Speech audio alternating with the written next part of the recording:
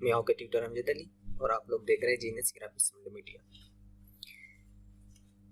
मेरे तमाम दोस्त स्टूडेंट और दोस्तों से रिक्वेस्ट है कि आप हमारे चैनल को सब्सक्राइब करें, इसलिए कि हमें 1000 सब्सक्राइब जल्दी से जल्दी पूरा करना है। तो प्लीज़ आप सब्सक्राइब कर रहे हैं और साथ में बेल आइकन दबा दीजिए ताकि हमारे नए आने वाली वीडियो आप लोगों को टाइम टू टाइम मिल सके। अब हम अपने टॉपिक की तरफ पढ़ते हैं। आज हमारा टॉपिक है पाथफाइंडर और इस टॉपिक के अंदर ये होता है कि आप मतलब इन इलस्ट्रेटर के अंदर इस टॉपिक का बहुत ज़्यादा यूज़ है, तो आप लोगों को बिल्कुल गौर से इसको देखना है, बार बार देखना है। समझ नहीं आए तो आप मुझे कमेंट्स कर सकते हो, मुझे ईमेल कर सकते हो, तो मैं आप लोगों को दोबारा भी समझा सकता हूँ। आप वीडियो को देखें, वीडियो में कुछ आप लोगों को चेंज करना है या कुछ आप मुझे एडवाइस देना चाहते हो तो प्लीज़ आप मुझे कमेंट्स के ज़रिए बता सकते हो, ईमेल के ज़रिए बता सकते हो। तो सबसे आप टॉपिक स्टार्ट होने से पहले आप लोग चैनल को लाजमी सब्सक्राइब कर लीजिएगा। टॉपिक हमारा आज है पाथफाइंडर। पाथफाइंडर के अंदर ये होता है कि आपको मतलब पाथफाइंडर आपको कहाँ मिलेगा, विंडो में जाके ये आपको पाथफाइंडर शिफ्ट कंट्रोल F9, आप शिफ्ट कंट्रोल F9 के साथ भी आपके सामने पाथफाइंडर आ जाएगा, जिसके अंदर आपको मिलेगा शेप मूड और पाथफाइंडर्स मिलेंगे आपको। अब देखिए इसमें शेप मूड के अंदर जैसे कि हम लोग यूज़ करते हैं यूनिट, और इसमें ये आप मतलब वेल्ड करना, आप उसको सब्सट्रैक्ट करना, और इसमें आप कर सकते हैं इंटरसेक्ट करना और एक्सक्लूड करना। जैसे कि मैं यहाँ पे कुछ ऑब्जेक्ट्स लेता हूँ या आप मैंने कुछ ऑब्जेक्ट्स लिए, कलर में चेंज कर देता हूँ, इसकी कॉपी निकाल के एक और कलर दे देता हूँ। मुझे एक ऑब्जेक्ट और भी चाहिए, या इसका साइज थोड़ा छोटा करके ना एक और कॉपी निकाल लेता हूँ अल्टर के साथ। अब यहाँ पे आ जाएंगे ना। अब मैं इसको चाहता हूँ कि सर मुझे इसको वेल्ड करना है, तो आप कर सकते हो वेल्ड। अब मैंने सिंपल डायरेक्ट क्लिक किया वेल्ड पे, ये दोनों वेल्ड हो गए, मतलब ये एक ही ऑब्जेक्ट हो गया। अगर इसको मैं वायर फ्रेम में देखूंगा ना कंट्रोल वाई के साथ, तो आप देख सकते हो ये वायर फ्रेम। अब ये देखो दोनों अलग अलग ऑब्जेक्ट है, ये दोनों एक ही ऑब्जेक्ट है। कंट्रोल वाई दोबारा दबाएंगे ना तो आपको फेस मूड में आ जाएगा। अब मजीद इसमें कंट्रोल जेड के साथ मैं अंडू भी कर सकता हूँ, वापस रिपीट में वापस जाने के लिए कंट्रोल जेड कर सकता हूँ।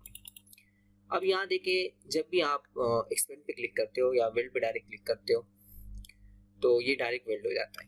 आप चाह रहे कि सर मुझे वेल्ड करना है, लेकिन मुझे अपने लिए एक ऑप्शन रखना है कि आगे अगर मैं इसमें कोई चेंजिंग करना चाहता हूँ, मैं कोई शेप बड़ा छोटा करना चाहता हूँ, तो वो मैं कर सकूँ। तो उसके लिए आप अल्टर बटन प्रेस करके आपको क्लिक करना है, यूनिट पे क्लिक करना है। तो अब इसमें ये है कि आपके पास एक ऑप्शन मौजूद है। अगर आप ये सिलेक्शन टूल लेते हो, सिलेक्शन टूल की मदद से अब देखो ये ऑब्जेक्ट वेल्ड है, वेल्ड नज़र आ रहा है ना आपको, लेकिन इसमें आप चेंजिंग कर सकते हो, इसकी साइज में चेंजिंग कर सकते हो, इसमें आप शेप में चेंजिंग कर सकते हो। आप जब तक चेंजिंग कर सकते हो जब तक आप उसको एक्सपेंड ना कर दें। एक्सपेंड होने के बाद ये अब एक ही ऑब्जेक्ट है, इसमें आप कोई चेंजिंग अलग अलग नहीं कर सकते हो। अगर आप चेंजिंग करोगे तो दोनों में एक साथ चेंजिंग करनी पड़ेगी आपको। अगर आप साइज छोटा करना चाह रहे हो तो दोनों में साथ में चेंज हो रहा है। तो इस तरह अल्टर बटन प्रेस करके जब आप कोई भी ऑप्शन, जैसे कि मैं यहाँ पे थोड़ा साइज छोटा करके, अब मैं इसको यहाँ पे क्या करता हूँ, डायरेक्ट अगर मैं क्लिक करता हूँ सब्ट्रैक्ट पे क्लिक करता हूँ तो ये देख सकते हो आप सब्ट्रैक्ट हो गए। इसमें ये है ना कि जो ऑब्जेक्ट इस ऑब्जेक्ट के ऊपर होगा उसी जगह को ये सब्ट्रैक्ट होगा, यानी जिधर और लेफ्ट हो रहा है ना वही जगह सब्ट्रैक्ट या ट्रिम हो रहा है, इसको ट्रिम भी कह सकते हो आप। अब इसको सब्ट्रैक्ट करना है आपको, लेकिन अगर मैं अल्टर के साथ सब्ट्रैक्ट पे क्लिक करूँ, अल्टर बटन प्रेस करके इस पर क्लिक कर दूँ तो ये क्या हो गया। अब देखो आपको नजर आ रहा है कि ये सब्ट्रैक्ट हो चुका है, लेकिन आपके पास फिर भी ऑप्शन मौजूद है। अगर आप सिलेक्शन टूल लेते हो तो आप इसको चेंज कर सकते हो, उसके साइज को बड़ा छोटा कर सकते हो, आप इसमें कोई भी काम इस तरह इजीली कर सकते हो, देखें। लेकिन अगर आप एक्सपेंड बटन प्रेस करते हो तो फिर ये वो चेंजिंग खत्म हो गई। अब ये फाइनल ऑब्जेक्ट आपके पास मौजूद है। तो अल्टर बटन का जो क्लिक, अल्टर के साथ जो क्लिक है ना, ये बहुत ज़्यादा ज़बरदस्त ऑप्शन है। इसमें आप एनी टाइम चेंज कर सकते हो आप, यानी आपको अपने पास ये ऑप्शन ओपन रखना चाहिए। इसलिए कि बाज़ औक़ात ये होता है कि आप कोई लोगो बनाते हो तो क्लाइंट बाज़ औक़ात उसमें चेंजिंग करना बोल रहे हैं कि यार इसमें ये चेंजिंग करो, ये चेंजिंग करो, तो आप उसके अंदर आप उस शेप में चेंज कर सकते हो। इस तरह मज़ीद इसमें ऑप्शन जो आ रहा है ना, ये आपका ऑप्शन है इंटरसेक्ट के नाम से।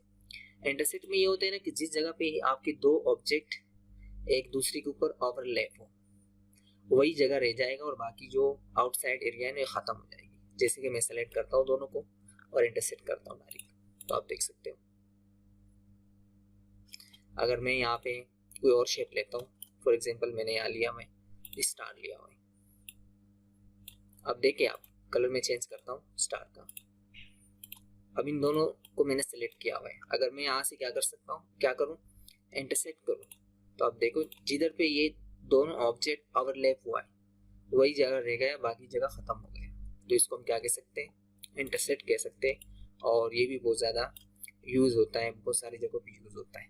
और आगे मैं आप लोगों को इस पर बाकायदा असाइनमेंट बनाऊंगा। ये देखो ये एक ऐसा टॉपिक है ना, अगर आप इसको तवज्जो के साथ पढ़ेंगे ना तो आप लोगों को बहुत ज़्यादा हेल्प मिलेगा। और मैं गारंटी देता हूँ कि आप इलस्ट्रेटर में आप कोई भी चीज़, कोई भी डिज़ाइन हो, आप कोई भी लोगो बना रहे हो, तो आप उसमें अगर इंटरसेक्ट इसका काम होगा ना तो आप इजीली कर सकोगे और कोई मुश्किल नहीं होगा। इस तरह देखो नेक्स्ट ऑप्शन जैसे आ रहे हैं आपके पास, एक्सक्लूड आ रहे हैं। अगर आप इसको थोड़ा तवज्जो के साथ देखेंगे ना इसके आइकन को, तो ये आपको समझ आ जाएगा कि यहाँ पे देखो ना, जहाँ पे ये ओवरलैप हो रहा है वो जगह आपका रह जाता है, लेकिन यहाँ पे ओवरलैप जगह खत्म हो जाएगी। जैसे कि दोनों को सिलेक्ट करके यहाँ देख सकते हो, इसको आप अनग्रुप भी कर सकते हो। अब इसको मैं अनग्रुप कर सकता हूँ। मैं देखो अनग्रुप करने के बाद आप देखो ये इस तरह आ रहा है। कंट्रोल के बटन दबा के और यहाँ पे आपने लिया 1 mm, ये देखें इस तरह आप इसमें आ जाते हो।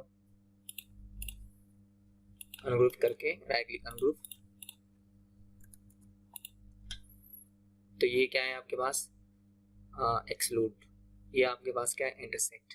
और ये क्या है, मतलब कोई भी चीज़ सब्ट्रैक्ट करना।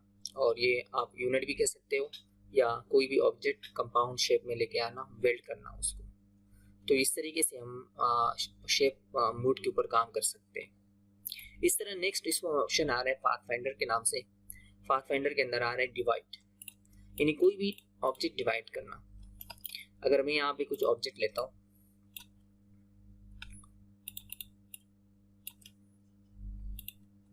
मैं चाह रहा हूँ कि सर ये दोनों ऑब्जेक्ट डिवाइड हो जाए एक दूसरे के ऊपर, दोनों को सिलेक्ट करके या मैं एक और ऑब्जेक्ट ले लेता हूँ, तीनों को सिलेक्ट कर देता हूँ, डिवाइड करना है मुझे। अब देखें अनग्रुप करके यहाँ सिलेक्शन टूल लेके आप देख सकते हो ये डिवाइड हो चुका है, सब अलग अलग डिवाइड हुआ है।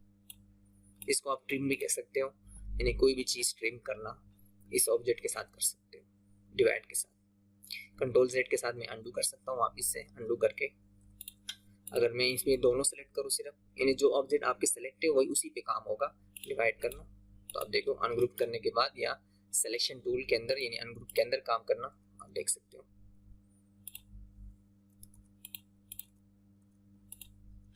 इस तरह आपने इन दोनों को सिलेक्ट कर दिया, डिवाइड करना है, सिलेक्शन लेके, यानी कोई भी ऑब्जेक्ट आप ट्रिम करना चाह रहे हो तो आप इस तरीके से कर सकते हो। इस तरह मजीद अगर मैं इसमें आगे बढ़ता हूँ कि यार मुझे कुछ और भी यूज़ करना है इसमें, तो आप सिलेक्शन लेके दोनों का मैं कॉपी निकाल लेता हूँ।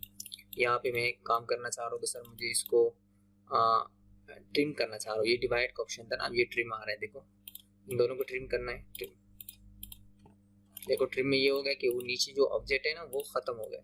डिवाइड के अंदर आपके पास तमाम ऑब्जेक्ट रह जाते हैं। जैसे मैं डिवाइड कर देता हूँ ना, तो आपके पास आप देख सकोगे कि यार इसमें क्या क्या आ रहा है, देख सकते हो आप।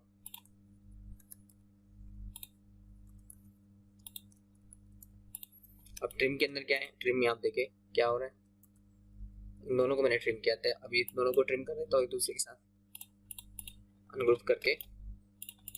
आप देख सकते हो क्या आ रहा है, देखिए तवज्जो के साथ। तो ये डिवाइड और ट्रिम का यही है कि आप डिवाइड भी कर सकते हो। डिवाइड के अंदर आपके तमाम ऑब्जेक्ट डिवाइड हो जाते हैं। ट्रिम के साथ आप एक ऑब्जेक्ट के साथ दूसरे ऑब्जेक्ट को ट्रिम कर सकते हो, यानी जो भी ऑब्जेक्ट इस ऑब्जेक्ट के ऊपर होगा तो वो उसके साथ बैक साइड का जो ऑब्जेक्ट होगा ना वो ट्रिम हो जाएगा। इस तरह मजीद इसमें ऑप्शन है जैसे कि मर्ज के नाम से। मर्ज और ये जो आपका यूनिट शेप है ना यानी वेल्ड, ये दोनों तकरीबन सेम ही है। मतलब यानी अगर आपको दो ऑब्जेक्ट मर्ज करने हो तो आप इसमें आ जाइए आराम से। आप कोई भी कलर लेके ना, आपने कॉपी निकाली है, सिलेक्शन लेके यहाँ से आप क्या कर सकते हो, मर्ज कर सकते हो। ये देखो ये मर्ज हो गया, मर्ज हो गया। लेकिन मर्ज में ये है ना कि आपके पास मर्ज, ये देखिए मर्ज हो गया आपका।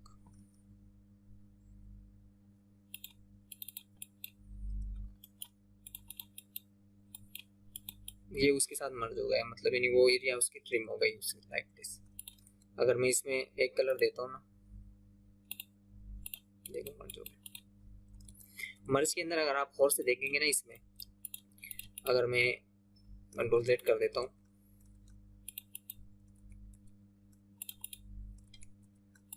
ये अब दोनों मैंने एक कलर में रखे हुए। मैं आप लोगों को थोड़ा सा कुछ समझाना चाहता हूँ। इसका कलर मैंने चेंज किया हुआ है, इन दोनों का एक कलर है। दोनों को जब मर्ज करता हूँ तो आपको एक ऑब्जेक्ट मिलता है। देखिए कंट्रोल Y भी चेक कर सकते हो। लेकिन जब मैं इन दोनों अलग अलग कलर को मर्ज करता हूँ तो वो आपको ट्रिम का काम भी दे रहे हैं आपको, यानी आपको सब्ट्रैक्ट का काम भी ले सकते हो इससे आप देख सकते हो ये आपके पास एक किस्म का सब्ट्रैक्ट हो चुका है। यानी जहाँ पे दो कलर्स एक जैसे होंगे उसको आप मर्ज कर सकते हो, लेकिन जब कलर्स अलग अलग होंगे तो वो काम क्या होगा, उसका काम होगा सब्ट्रैक्ट करना, यानी ट्रिम करना, सब्ट्रैक्ट करना। इस तरह यहाँ पे अगर आप गौर से देखेंगे ना तो यहाँ पे मजीद ऑप्शन आपको मिल रहे हैं। यहाँ पे देखेंगे ना तो ये वही क्रॉप जिसे हम लोगों ने इंटरसेक्ट यूज किया था, ओवरलैप करना, वही जगह ओवरलैप हो गई उसके साथ। ये जो जगह ओवरलैप है ना वो जगह रह गई, बाकी खत्म हो गई। इस तरह हम इसमें आउटलाइन पे भी काम कर सकते हैं। आउटलाइन में ये होता है कि ये आउटलाइन में कन्वर्ट कर देता है, यानी आपका जो ऑब्जेक्ट है ना ये आउटलाइन में नजर आएगा। आप इसको देखेंगे ना तो इसका आउटलाइन थोड़ा साइज बढ़ा दें आप, देखिए आप पूरा ऑब्जेक्ट नहीं है आउटलाइन के अंदर, आपको सब कुछ आउटलाइन के अंदर आ रहा है। देखिए आउटलाइन अलग है आपका, ये आउटलाइन आपका अलग आ रहा है, ये चीज आपके सामने देखिए, तो ये आउटलाइन में कन्वर्ट हो गए। देखिए इस तरह हम लोग ये सेम ट्रिम की तरह जैसे सब्ट्रैक्ट की तरह काम करेगा। अगर दोनों को सिलेक्ट करता हूँ तो ये वही सेम सब्ट्रैक्ट है। तो इस तरीके से हम लोग पाथ फाइंडर पे काम कर सकते हैं। पाथ फाइंडर के अंदर ये आप लोगों को बहुत ज़्यादा प्रैक्टिस करना है, एक मरतबा नहीं आपको 10 मरतबा प्रैक्टिस करनी है। और साथ में हमारे चैनल को लाजिमी सब्सक्राइब करना है, क्योंकि हमें 1000 सब्सक्राइब चाहिए, और ताकि हम लोग अपनी 1000 सब्सक्राइब जल्द से जल्द कंप्लीट करें। तो इंशाल्लाह आप लोगों को हेल्प चाहिए, इसलिए कि इसमें मज़ीद मैं आगे कोर्स डालूंगा AutoCAD के हवाले से, 3D Studio Max के हवाले से, आफ्टर इफेक्ट के हवाले से, एडोब फोटोशॉप के हवाले से। तो मुझे थोड़ा सपोर्ट आप लोगों को चाहिए ताकि ये चैनल हमारा आगे बढ़े और 1000 सब्सक्राइब जल्द से जल्द पूरे हो जाए। अब देखिए आगे इसमें जैसे कि मैंने यहाँ पे ये टूल यूज़ कर लिया, अब ये तमाम टूल्स मैं यहाँ पे यूज़ कर सकता हूँ और इजी तरीके से, जिसका नाम है हमारे पास है shape builder. Shape builder use करने के लिए आप यहाँ पे आ जाइए, शेप बिल्डर के नाम से ऑप्शन आपके पास है shape builder tool. Shift plus इसका शॉर्टकट है शेप बिल्डर। अब मैं अगर यहाँ पे लेता हूँ कुछ ऑब्जेक्ट लेता हूँ, अब ये तमाम काम जैसे मैंने यहाँ पे किए, आप सिलेक्शन लेके कलर में इसका चेंज कर देता हूँ थोड़ा। अब शेप बिल्डर के अंदर ये होता है कि आप कोई भी शेप इसके साथ बिल्ड करना। अब मैं इसकी कॉपी निकाल लेता हूँ, यहाँ पे मैंने एक ऑब्जेक्ट लगा है इस तरह, तो इसे चेंज करके अब अगर मैं शेप बिल्डर में आता हूँ तो आप देख सकते हो, पहले सिलेक्शन लेना है आपको। शेप बिल्डर में जाके देखो ये मैं क्लिक करके ना अगर मैं यहाँ तक लेके आता हूँ ना तो ये दोनों ऑब्जेक्ट क्या हो गए, एक किस्म वेल्ड हो गए, और ये ऑब्जेक्ट इसके साथ क्या हो गए, सब्ट्रैक्ट हो गए। सब्ट्रैक्ट आप देख सकते हो, ये किस्म का डिवाइड भी कह सकते हो, आपको सब्ट्रैक्ट भी कह सकते हो। इसलिए कि जब मैं इसको सेलेक्ट कर रहा था ना तवज्जो के साथ, जब मैं इसको सेलेक्ट कर रहा था तो मैं सिंपल सिलेक्शन कहाँ तक लेके आया, यहाँ तक लेके आया। देखो क्लिक दबा के मैंने इन दोनों ऑब्जेक्ट को किया, अगर मैं इन तीनों को कर देता हूँ ना तो ये तीनों ऑब्जेक्ट क्या हो जाएंगे, ये आपके वेल्ड हो जाएंगे। देखिए आपको वेल्ड हो गए, तीनों वेल्ड हो गए। कंट्रोल Y के साथ देख सकते हो वायर फ्रेम के अंदर। अगर मैं कंट्रोल Z कर देता हूँ, अब मैं यहाँ पे आ जाता हूँ कि मुझे करना है यहाँ पे शेप बिल्डर पे काम करना है, तो आप देख सकते हो अब मैं इन दोनों को सिलेक्ट कर रहा हूँ तो क्या हो रहा है, ये दोनों ऑब्जेक्ट एक दूसरे के साथ वेल्ड हो रहा है, और जो लास्ट का ऑब्जेक्ट जो है ना उसके साथ क्या हो रहा है, सब्ट्रैक्ट हो रहा है। तो ये बहुत ही मज़े का काम ऑप्शन है और इजी ऑप्शन है। मेन चीज़ इसमें है कि ये इजी बहुत ज़्यादा है कि आप उसको इजीली यूज़ कर सकते हो। अब इसमें अगर मैं आ जाता हूँ, इन दोनों को सिलेक्ट करता हूँ, तो यहाँ पे देखो मैं इसको बाकायदा देखें वही ये दोनों वेल्ड हो गए, वो उसके साथ सब्ट्रैक्ट हो गए। अगर मैं चाह रहा हूँ कि सर मुझे ये यूज़ करना है, इंटरसेक्ट करना है इस पर, तो आप इन दोनों पे इंटरसेक्ट यूज़ कर सकते हो। इंटरसेक्ट में क्या हो रहा है, ये इंटरसेक्ट हो गया, देखिए आपके सामने ये आपका रहेगा इंटरसेक्ट। अगर मैं इसमें आ जाता हूँ कि सर मुझे यूज़ करना है एक्सक्लूड यूज़ करना है, तो एक्सक्लूड में क्या होगा देखिए तवज्जो के साथ। अब ले लें आपका ऑब्जेक्ट, एक्सक्लूड हो गया, देखिए ये एक्सक्लूड मिल रहा है आपको, बीच वाला उससे ख़त्म हो गया, एक्सक्लूड हो गया, देखिए। तो ये बहुत ज़्यादा यूज़ होता है आपके जो पाथ शेप बिल्डर जो ऑप्शन है ना, ये बहुत एडवांस टूल है और इसके ज़रिए बहुत कुछ कर सकते हो। इसलिए कि इसमें हम लोग जो काम करते हैं ना, जब कोई डिज़ाइनिंग होती है तो उसमें बहुत कुछ होता है। अभी तो सिंपल यहाँ पे रेक्टेंगलों पे काम होता है, उसमें लाइनिंग होती है, ग्रेडियंट्स होते हैं, तो फिर जब उसको ट्रिम करते हैं ना तो वो बहुत लोड फाइल बनता है। तो ये उसका ईजी तरीका है कि आप उस तरीके से आप उसको क्या कर सकते हो, उसको एक किस्म का आप लोग उसको शेप बिल्डर कर सकते हो। अब मैं कुछ भी बनाऊँ, जैसे कि मैंने एक सर्कल लिया हुआ है, या मैं लेता हूँ एक रेक्टेंगल लेता हूँ। अब इन दोनों को वो करना चाहता हूँ तो आप ये ले सकते हो, शेप बिल्डर भी ले सकते हो। शेप बिल्डर में जाए, आप देख सकते हो ये आपके सामने ट्रिम भी हो गया, वो ऑब्जेक्ट भी आपके पास मौजूद है। मैं ये काम इससे भी कर सकता हूँ इजीली। आप पाथ फाइंडर में जाए, सब्ट्रैक्ट कर लीजिएगा। हाँ, ये काम मैं यहाँ से भी कर सकता हूँ, हाँ ट्रिम भी कर सकता हूँ। अनग्रुप करने के बाद आप उसको, ये काम मैं डिवाइड भी कर सकता हूँ।